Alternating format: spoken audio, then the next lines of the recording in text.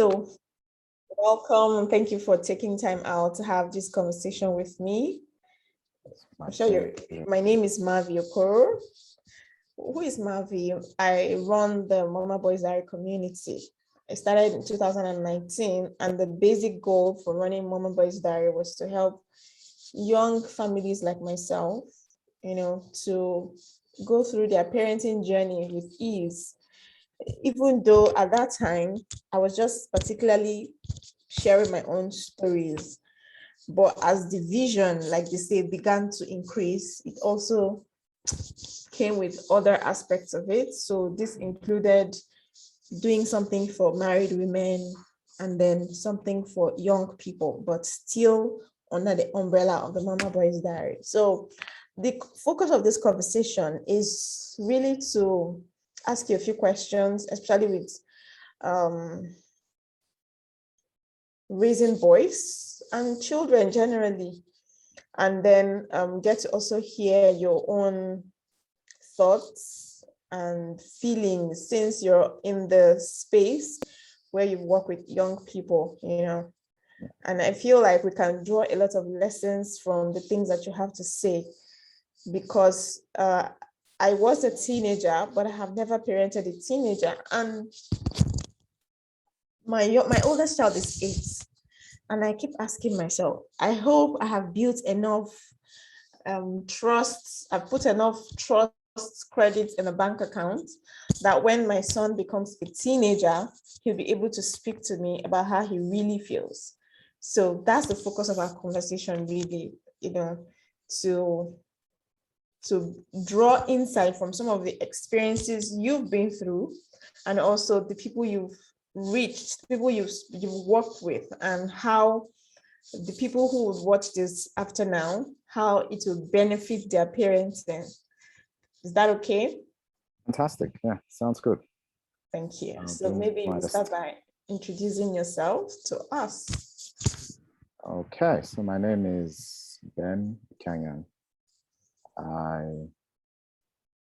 I'm from Benue and I'm a student of life. I've had the opportunity to live in different places under different conditions, and life always sort of tugged me in the direction of working with young people.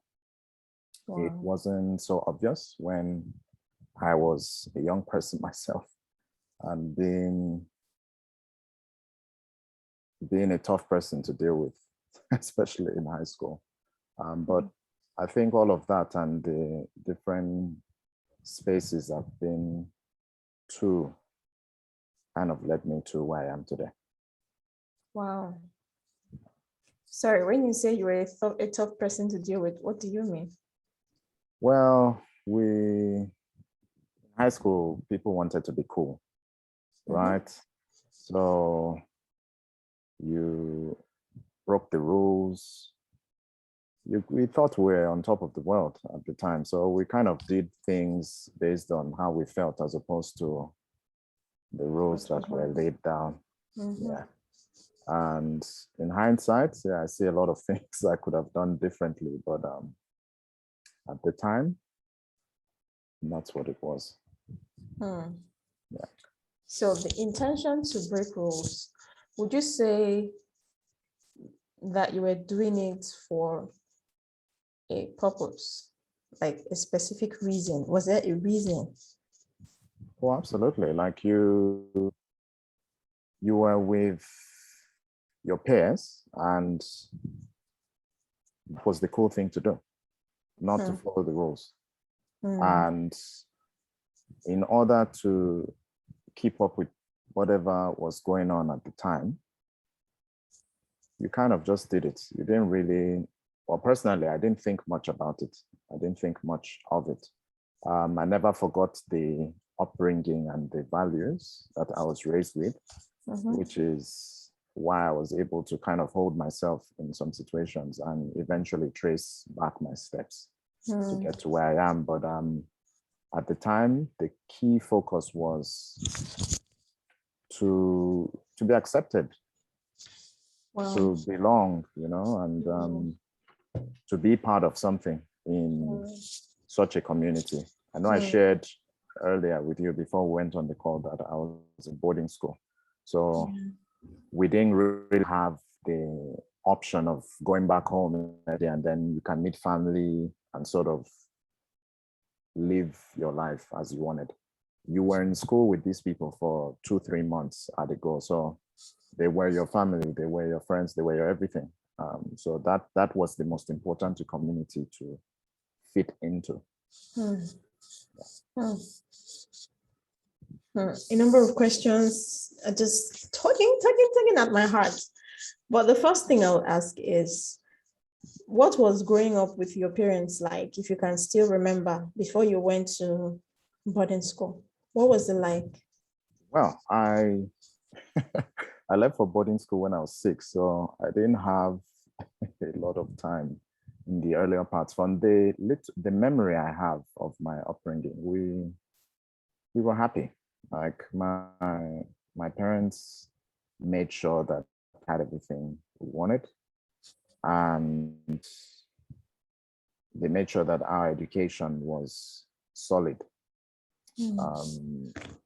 I am the first of 3, and I think there's about 2 or 3 years between myself and my younger sister.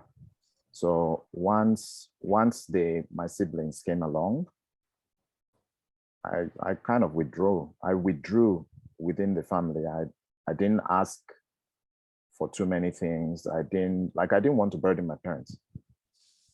Wow. Like, I don't know how I came to whatever decisions I did, but I just thought, I'm the firstborn. I can take care of myself. Let my parents focus on my siblings. And this was before 6? Around that age, around there, yeah. Wow. So that's when I was just preparing to get into primary school. Wow. So let me go back to when the children came. How did it make you feel? That's one thing I've tried to recall, but I seem to be drawing blanks in that space. I was the only kid, had all the attention in the world, and then all of a sudden I had a sister come through and a brother come through. And I just took responsibility in a way. I didn't grow up in a home where it was just my parents and my siblings. Okay. I grew up with my relatives as well. And the way my dad went about things is, we were all his kids. If he's buying stuff for us, he's not buying an inferior quality for my relatives. No, everybody gets the same thing. And that's kind of how it was. So in that sense, I wasn't the oldest. Okay. But yeah, in my nuclear family, I was. So just finding the dynamic between being the older brother to my siblings and also fitting within this space of relatives. Wow.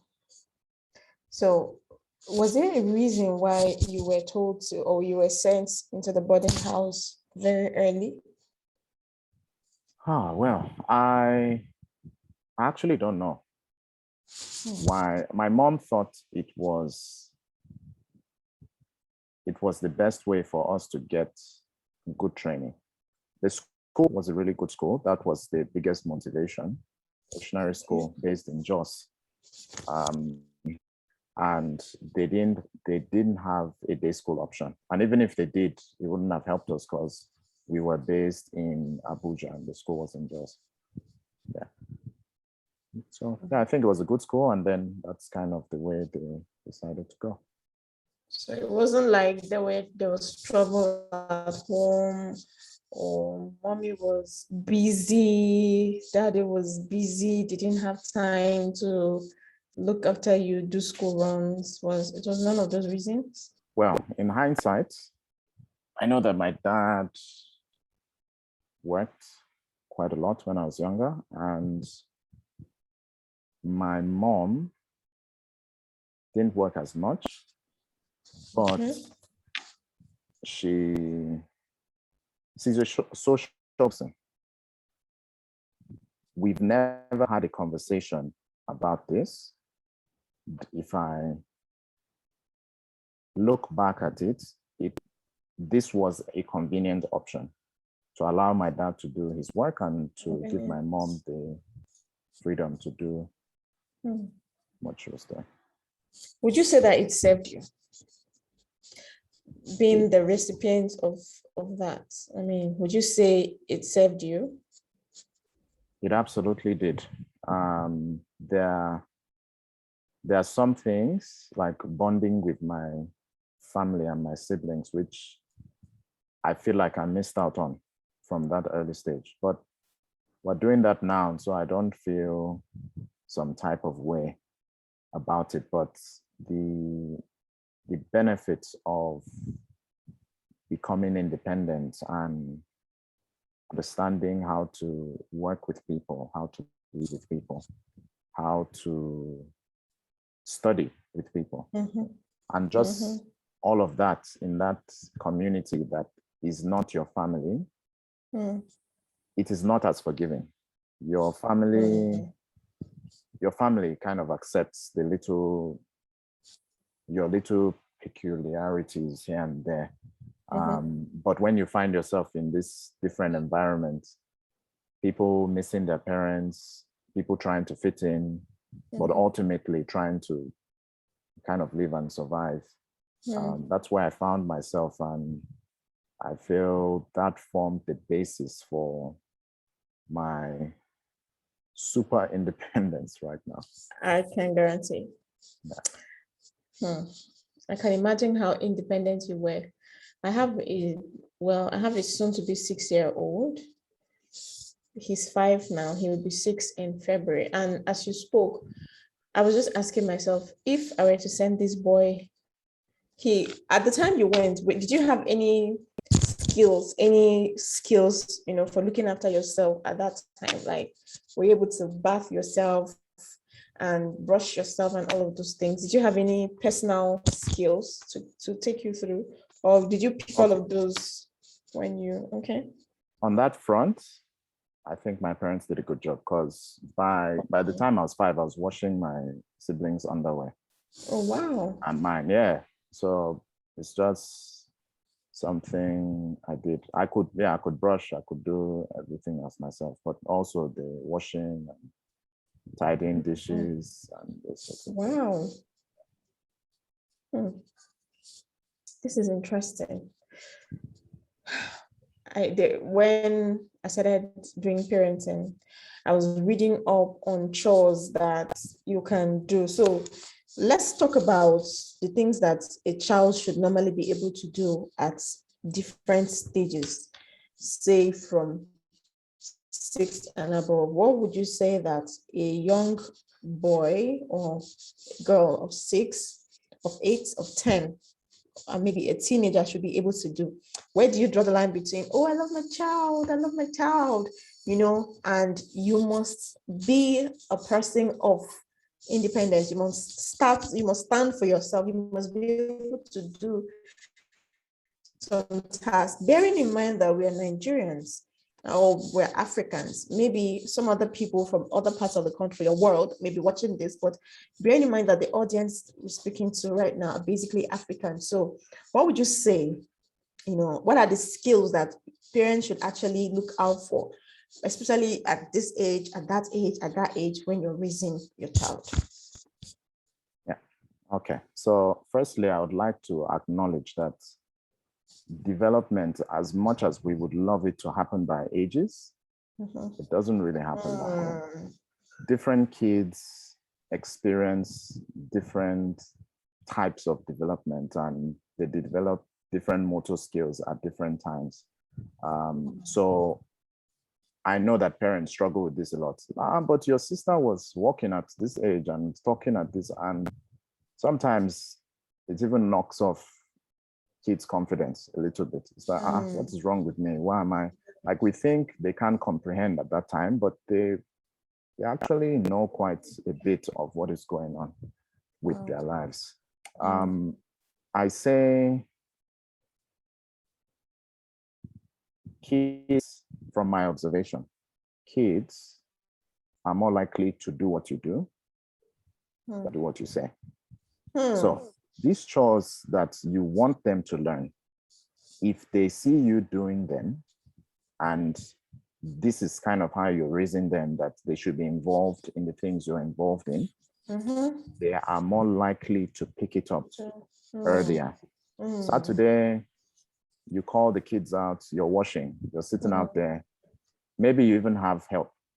The help is there, washing, you're there also, assisting with the washing. Like, your kids want to be around you, generally, and this is just a generalization. They come out, they see you washing. Eventually, they will want to play with the water and do, but through that process, they are watching you, and eventually will start to attempt washing themselves. They look at brushing of the teeth. Okay, that one is maybe something that we need to be a bit more deliberate about. Teaching kids that brushing hard does not equal clean teeth. Like those, like when we brush with vigor, and this took me a long time to learn because I have a lot of dental challenges right now. It just started peeling away at my gums, and right now I have some holes that I can't fix. Wow. They're just going to be there. So yeah, that is something I would say that we need to be a bit more deliberate about, just so that, because it's not just about brushing, it's the technique to keep their teeth healthy and using the right toothpaste and the soft bristled toothbrushes and all of that. But if I reflect on my time personally and look at how things went for us in school, like when I went at 6, we were expected to bath ourselves and brush ourselves. So I suppose that is an expectation from development that people would have. By the time, so that was 6, grade 1. By the time you were getting to grade 3, they expect that some of these skills would have advanced. They were teaching us etiquette around eating, how to use cutlery, what cutlery to use for what, how to set the table, and just manners in general. We even had something called a manner contest, where you had to follow all these different etiquettes of eating, and the people who had the least strikes got some special gift. Wow. And stuff. And then we were taught how to make our beds. And even for that, we had a cleanliness contest. The cleanest rooms for a semester got to go on a special trip somewhere. So, wow, like at every stage of learning and teaching, we were incentivized to do so. I'm not saying that competitions are the best way to get people engaged. However, it motivated someone like me, for example, who competed pretty much all my life. I got into sports quite early, and for me, that's kind of the way I was wired. So that was a big motivation for me. So yeah, the cleaning of the house, I think around 8, 9, 10, I started getting more hands-on with that, washing the car, and then washing properly, like all the clothes, knowing how to differentiate the fabrics and all of that sort of stuff. Yeah. So that started kicking in more towards the end of primary school for me. And yeah, it was very helpful for me in high school to meet and to, although a lot of seniors ended up asking me to wash for them and all of that and stuff. And when I was coming home for holidays, my dad would want me to wash some of his things. Not because there wasn't anyone to do it, but maybe that was his own way of showing me trust. Because it was his white things that I used to wash and then iron a bit and slowly developed in that sense. So that was my journey of how I learned different things. And I know I've probably missed out on a few, but I think the emphasis for me is, in hindsight, kids are more likely to do what you do than what you say. When you say to kids, don't just imagine that whatever you say, or try to explain to them, you brush your teeth because we don't want them to go rotten. If you don't brush for, like, so the kid has a mental picture of why all of these things are supposed to be happening. And I found for me, it helped me. And a lot of kids I've seen around and sort of worked with. It's been helpful. Oh, wow, so good. And as you spoke, I just started asking myself, what do you think about gender-based chores? Well, in our house, they didn't exist. Any uncle, like this even extended to my uncles. If you finished eating food and you came to the sink and dropped the plate there, my mom would go and look for you and call you to come and pick it up and wash it. Yeah, so from a very early age, I learned, yes, I may not have the skill to cook, and there may not be so much emphasis on me being part of the cooking process, but I needed to wash the dishes. I had to know how to tidy up. I think mainly for balance and stuff. Yeah. Because I have a home full of boys, and I imagine that when they grow up, I don't want them to become nuisance for any woman. I don't want them to be handicapped. Oh, I can cook. It's a job of a woman to cook, because I know that the world that they are growing into is going to be the world we grew in. Don't exist. It no longer exists. So I expect that the women that they will be with in future might not be as accommodating, in the sense that they will be more far-reaching, they will be more ambitious, and sitting at home and doing all of those chores might not serve them. So I have to teach them that there is nothing womanly about cooking.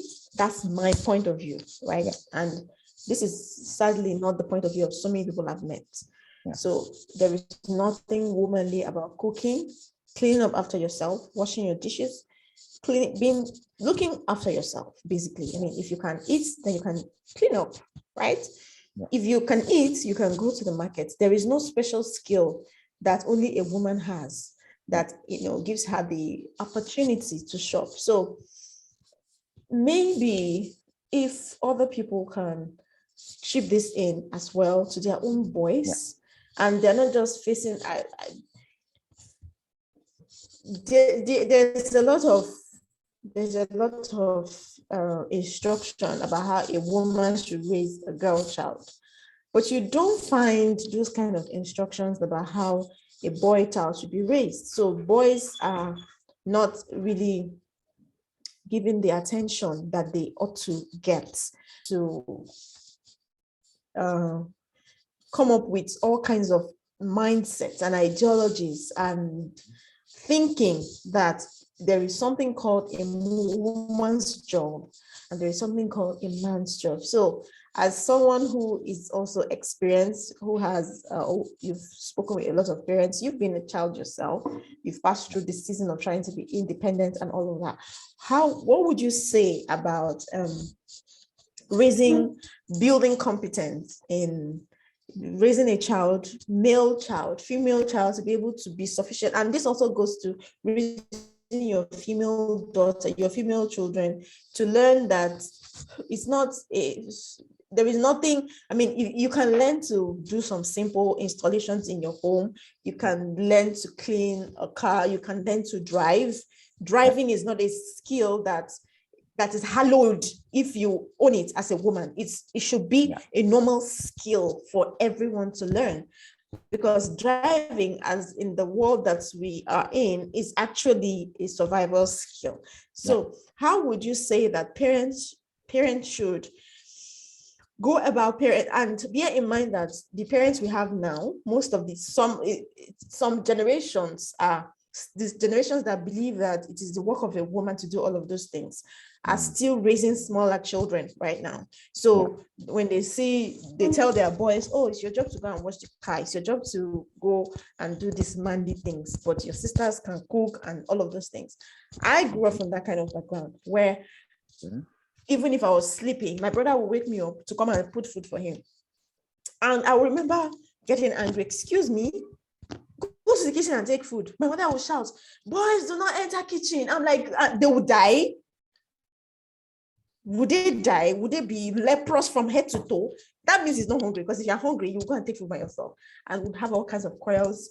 And he now got married. You can imagine how his wife, so, and that you can't blame him, because that's the upbringing that he had. So what would you say to people who will be watching this? What do you think should ring in the hearts and head of parents, we parents, in order to balance up this learning simple skills as regards parenting? Yeah, well, firstly, I'll acknowledge that I'm not a parent yet, but I have helped babies quite a bit, and I was a kid once myself. And I'm just kind of looking at the trends of how the world is going and how things are moving. The world is requiring people a lot more now to be self-sufficient. Exactly. So the idea that women should cook or men being able to cook is not a thing. It just limits you. Exactly. It limits what you are able to do. It limits your ability to explore. A simple case study is wanting to go and study abroad. If a young boy who was groomed not to go into the kitchen or pay attention to anything about cooking would find themselves in a precarious situation, because eating out abroad is not cheap. And if you think you will be able to eat out for 3-4 years, the duration of your study, you're kidding yourself. It's not as nutritious, one, as cooking at home, but it's also not economical, it's not sustainable. So that's one thing that is glaring for me, that I came across a lot of international students in this situation. Like, so much so that some people would go hungry because there was no one to cook for them and they couldn't afford to eat out. With chores like washing the car or doing little fixtures and changes here and there. Again, the world is requiring us to be self-sufficient. If you need someone to come just to change a bulb in your house, it starts to limit your movements. You need to work out a time for this person to come and sort this thing out. You may even need to rush off during your break from work if you're working away from the house, or it's just an inconvenience. Yeah, it's an inconvenience. Like, funny how these people are supposed to bring convenience into your life, but especially in Nigeria, a lot of people take advantage of the fact that you don't know anything about trades and vocational skills. So an electrician will come and do whatever he wants in your place and get paid and leave. He or she wants. A plumber would come, you tell them the issue, if you even know that much to diagnose and tell them, and they do whatever. Like, how do you know that they have done what they said they were supposed to do? So even from that level, let's even forget you doing it yourself. The understanding of how things work. How does the toilet work? How does the bulb work? How do fixtures and fittings work? It's that orientation. Even if you're going to hire someone to do something, you know specifically what they're coming to do. So when they start telling you stories of, like, for example, your toilet has a block and they're telling you to change the WC, it's like it has nothing to do with the flushing, like the block in the toilet. Straight away, you know. Yeah. So these are skills that everyone should know.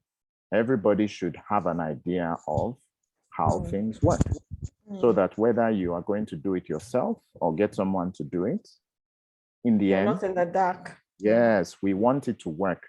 We don't want someone that is going to create a way to keep coming back, which tends to happen quite a bit as well. But yeah, self-sufficient. And knowledge is freedom. When you know, you are more confident to talk to the different people. Like a plumber comes to the house and in a stereotypical Nigerian home, the wife would call the husband and the husband would talk to the plumber. When he finishes, he will call again to make sure that whatever was supposed to be done has been done, and he heads off. It's like, okay, the wife is there, or let's even say it's the husband that is at home. He's there and they're there, and it would be great if some of these things could be handled by anyone. Absolutely. Thank you so much. So we're going to the next session of our conversation, and that's about what you do with young people. Yes. Can you please tell us a bit about what you do with young people? So I work in the mentoring space and facilitation of learning. And the main focus so far has been secondary school. Working with students from junior secondary and senior secondary.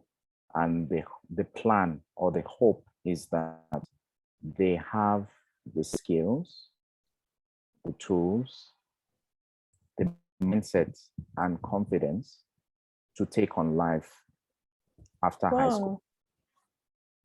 Because technically after high school, this is kind of where life really begins. You kind of need to start to take responsibility for a number of things. You're likely to start living by yourself, or living in a shared environment and all these different things. And that's where you will start to get some of the expectations of being a participant in society.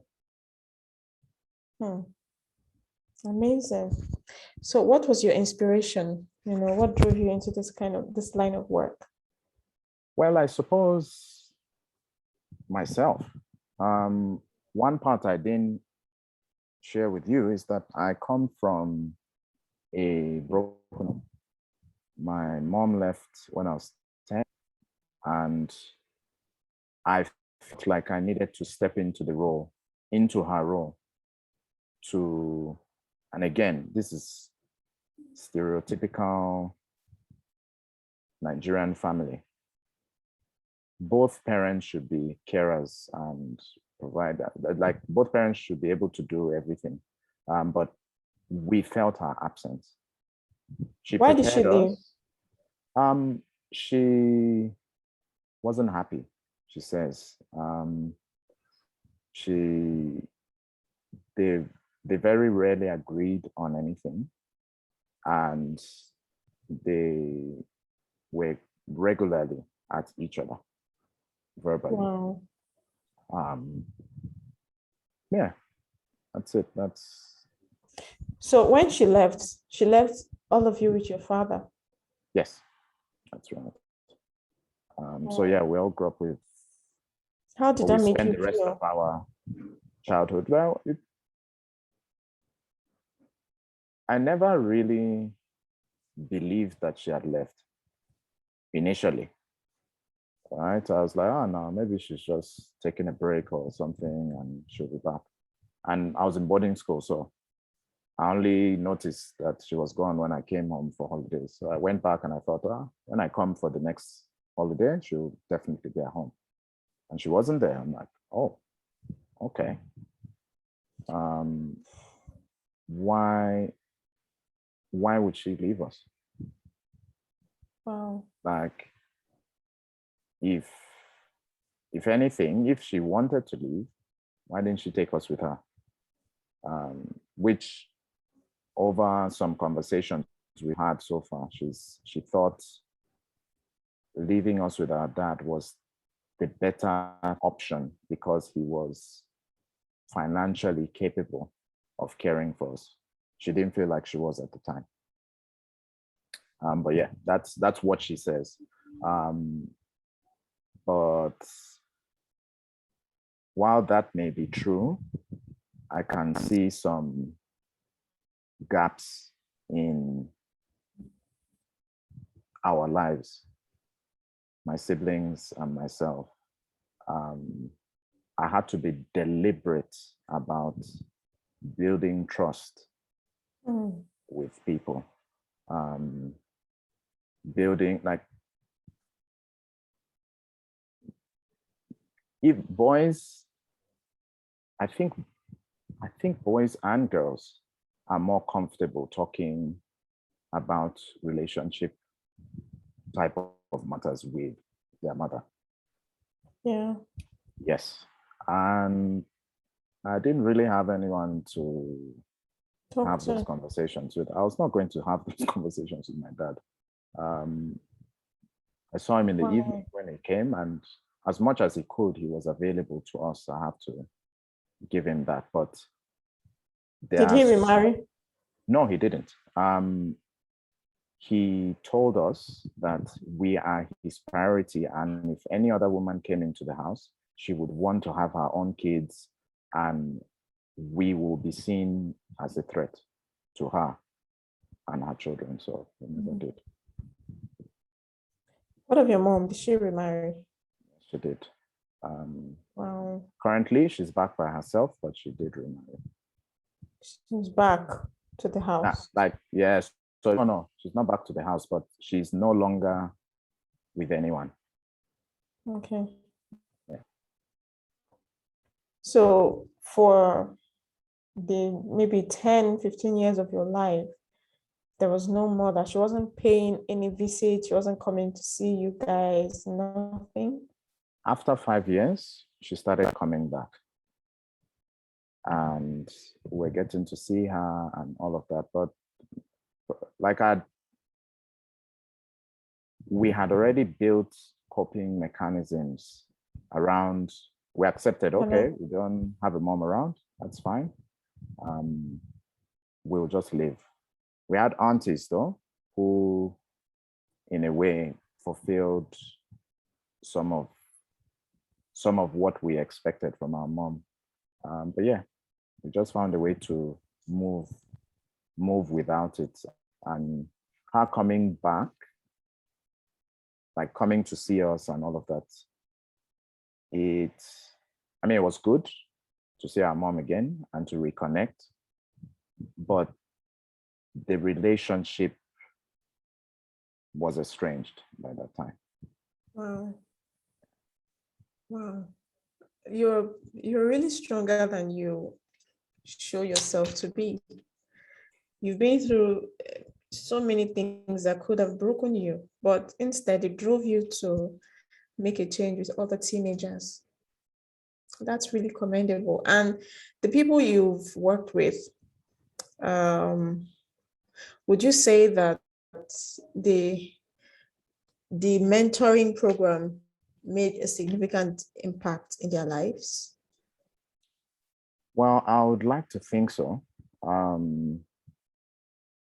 because within the first few weeks of having contact with a child that doesn't feel like anybody owes them anything, like just showing care, like genuinely caring about someone,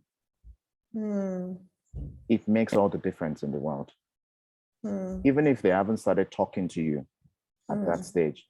Like I had this one kid I was working with in Australia.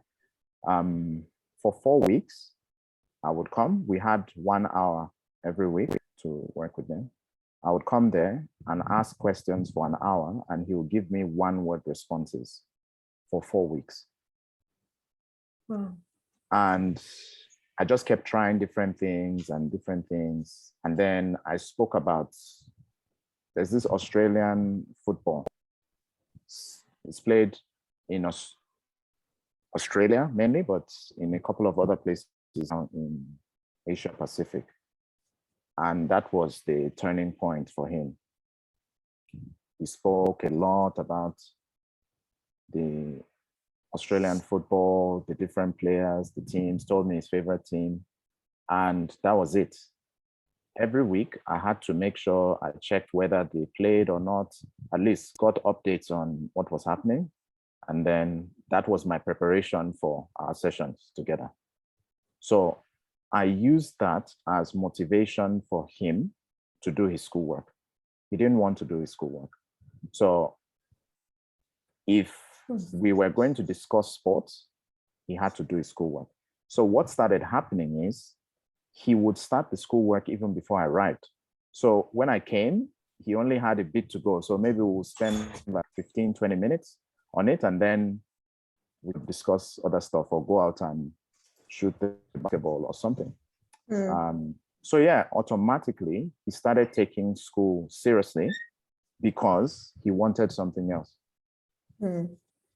So that's how he saw it anyway, but his attendance in school improved, his grades improved, his engagement with other school activities improved.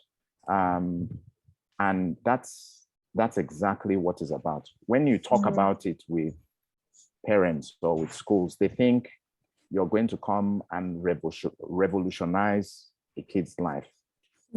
But you know what? I think every kid has what it takes to succeed. It's a matter of if you give them the agency, the space, and trust to be the best versions of themselves. Be there to guide, be there to advise, but allow them the space to project themselves in its truest form. So good. So good. Yeah. So good. Wow. Every child has an inbuilt agency, an inbuilt ability to succeed if they're given the opportunity. I love that. I really, really do love that. Well done. So where do you see this vision or this, what you're working on? Where do you see it? How big do you want to go with it? Okay, so my hope is that we become a more conscious society. And what does that mean?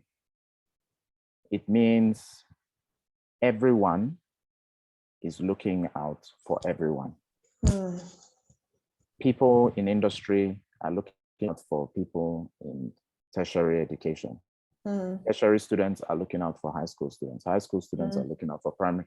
So there's a chain of mentoring that exists that becomes a way of life as opposed to a special program that we're going to do in different spaces. Because in the end, if we want to get into the crux of our fears and why we think we dislike certain people or we feel we don't fit in, it's just the absence of knowledge. Absolutely. We don't pay attention enough.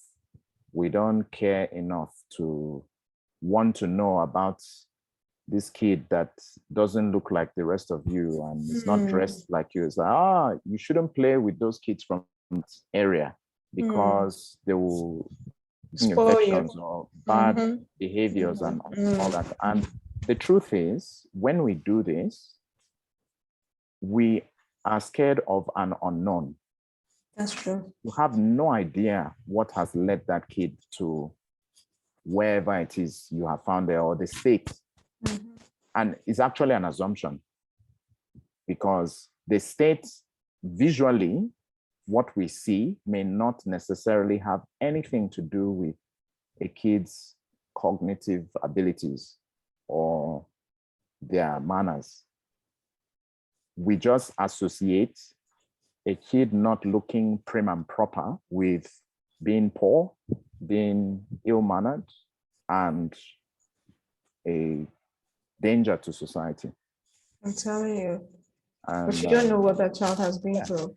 That's right. So some 12 years, I think the then Minister of Education, the name has escaped me now, talked about the issue of out-of-school kids and how in 10 years, this will become a problem for us as a nation. Well, we didn't really do anything about it. And today, here we are. Nigeria has the highest percentage of population of out-of-school kids in the world. Wow. What does that mean? When a kid is in school, they are having social interactions, they are learning, they are building their vocabulary, they are interacting with adults. There are so many things that happen in a school environment. When you allow a kid to their own devices, they determine whatever happens for them, which could be endless days of play, getting into trouble, and exploring. It's naturally explorative. So a kid breaking into a house and trying to steal something from there may not necessarily be about them being a thief or wanting to steal. Kids are naturally explorative. In just the same way in your own house, in your backyard, if you allow your kids, they can mix up some of your cleaning agents in the name of science experiments and they explode. The kid did not intend to create an explosive. No, it was their curiosity that led them to doing that. So I think that's the starting point. Caring about each other and being kind without bounds, because it costs nothing. Starting from there and then seeing how this extends into every aspect of our lives. And hopefully one day we will no longer need mentoring programs. We will be more empathetic as a society, and that flows into companies, bosses, governance. Why is a female staff not in, for example, for a couple of days in the month? It's like, well, as a man, it's impossible for you to understand this experience. But the truth is, you don't need to be able to understand everything, because some things you will never experience because of biology and nature. But you should be able to empathize, and try to put yourself in a person's shoes. Absolutely. And do so with an open mind and an open heart.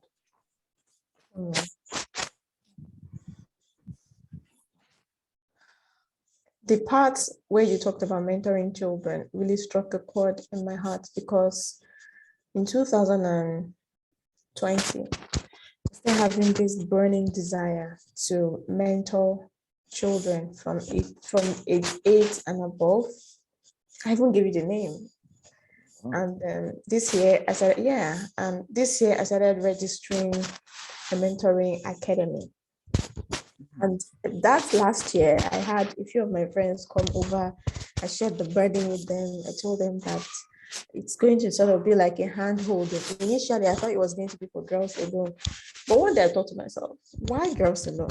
Everyone needs mentoring, right? You can hook up with other people who have similar passion. And I was going to charge for the service. So I sat with a friend of mine. She told me, tell me exactly how this vision, this thing that is burning in your heart, how it's burning. I said, well, personally, I grew up when I was in the north, because I spent about 5-6 years in the north. That was where I transitioned from junior secondary school to senior secondary school. In fact, primary, then junior secondary school, then senior secondary school. So that gap between those months between JS3 and SS1, I was asking myself what I wanted to do in my life. I've always liked communication. I'd always liked speaking, talking, writing. So in my heart, I felt the best place for me at that time would be arts. But I didn't have anyone to actually talk to that was interested in all those kind of things. I didn't have that kind of a relationship with my mom or my parents. So we didn't have that kind of conversation. So they would ask me, what would you want to do? I don't know. Then when it was time to go into secondary school, senior secondary school, everyone around me said that beautiful girls who were intelligent were not science students, and they were all going to be doctors. And I asked myself, I think I'm intelligent. Maybe I should just go to science. I should go to the sciences. And to be honest with you, I did not have any passion for science. I did very well in sciences. I wrote my SSCE once. I didn't even write GCE, I just wrote it once, and I did very well. I had A's and C's. I did very well. And then we went to the university. I studied food science and technology. From the time I came out from the university till now, I don't think I've revisited sciences, because I have done nothing, absolutely nothing with sciences. And if I would trace back, if I would go back to 12, I think that was between 12 and 13, when I made the decision to do sciences, I may actually have gone, if I had done art, for example, I used to tell the people around me that the trajectory of my life may possibly have been a lot different from what it is now, and maybe even better. I'm catching up now, I'm playing catch up, but that may not have been the intention. So this was and then a few other thoughts in my head about decision making, helping a child come into herself or himself earlier in life without the confusion that comes with trying to discover yourself, making all the mistakes, because I made a lot of mistakes, making all the mistakes and doing all the trial and error here and there, and eventually now getting into maybe at the age of 28, 29, 30, 32, you're now beginning to discover yourself. Meanwhile, your counterpart who discovered herself when she was 15 and 17 and 19, they are doing great things in life, because I believe that there are seasons in life. And if you do what you're supposed to do at that season, the trajectory of your life would naturally go in a different direction than when you're trying to play catch up. Do you understand what I mean? Yeah, absolutely. So this was what was burning in my heart. So I told them that it's going to be like a huge tech-based, like online mentoring academy, where we would have so if you're between 8 to 11, you'll be in a mentoring group, and then from 11 to 15 or 11 to 14, you'll be in another mentoring group. And if you have been through our mentoring system from 8 to 11 and you're stepping into 12 to 16 or 12 to whatever age group, you will also be a co-mentor. So it's like, okay, I've passed through this stage. These are the things I learned. This is what the mentoring academy taught me. This. So let me also like pay it forward So I'm not going to be the only one talking. You have the people who have been imbibed with these skills, with these experiences, now, holding out their hands for other people to grab and hold, and then pulling them up right up behind them. So this vision was burning in my heart. So I remember sharing with this young lady towards the end of 2020, and she said, what you have is great, but you need to ensure that you have planned it properly so that it doesn't get dead on arrival, because our country, Nigeria, is not very big on mentoring, especially since you want it to be a paid service. I'm like, yeah, it has to be a paid service now, because that's the only way we can support what we are doing. We don't want something that will start and stop. And so that's what I'm saying. Sit down, brood over it for longer. So when you were talking about it, the joy that filled my heart was a kind of joy like, wow, I'm not the only one thinking about this. This is amazing. This is amazing. Wow. So in your world, you want not just, you don't want to raise people, but you want to raise people who raise other people as well. Clear example. One of the kids who just graduated from a high school we work with in Yola, now at the Federal College of Education, and she's mobilizing some of her university mates to go back to her secondary school to mentor. Wow. On her own, she just reached out to us. It's like she benefited so much from the program. She would love to offer this opportunity to other people. Was it a paid program? No, it wasn't. It was funded. Okay. So this is an important, so I hear what you were saying about your program. There are different ways that a program can run. Either the participants pay or somebody pays for them to be a part of the program. Absolutely. So that one is a thing that can be discussed by itself. Yeah. The important part for me was that they saw value in what we were doing. Wow. Yeah, so. And they were able to back it up.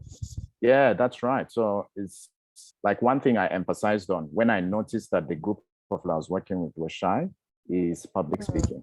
We used to have this challenge where in 60 seconds, you introduce yourself. Tell us everything about you in 60 seconds. They're like, it's not enough time and this. So I'm like, try it first. So they'll try 60 seconds and they spend maybe like 40 seconds talking about one thing. And I'm like, break it down, break your life maybe into 4 parts, 15 seconds for each part, or any part that you think you want to talk about more, spend 20 seconds. And that exercise, it totally transformed their way of expressing themselves. They didn't feel the need to be talk-splaining.